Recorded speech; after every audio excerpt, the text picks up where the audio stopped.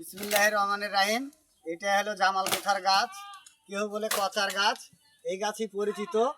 এই গাছের ডাল দিয়ে ব্রাশ করলে পারে সঙ্গে সঙ্গে দাঁতটা লোহার মতন শক্ত এবং হাডি হয়ে যায় দাঁত। সঙ্গে সঙ্গে দাঁতের অসুখ এবং মুখের ঘায়ের অসুখ এই গাছে ভালো করে দেয়। মুখের ঘায়ের ছাল ছাল তুলবেন, দিয়ে কিছু গুড় দিয়ে পিষে খাওয়াবেন, কুসরের গুড়, তাহলেই ধরেন এই যে কোনো মুখের ঘা ভালো হবে। ক্যান্সার ঘা থেকে যত রকম ঘা আছে সব ঘা, মুখের ঘা এই গাছে ভালো করে দিতে পারে।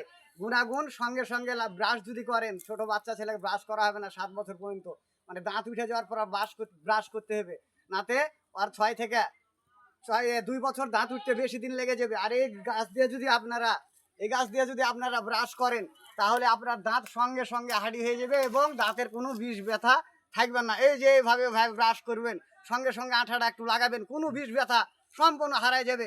এই বলে আমার শেষ। আমি মোবাইল নাম্বার 01732 62 18 87।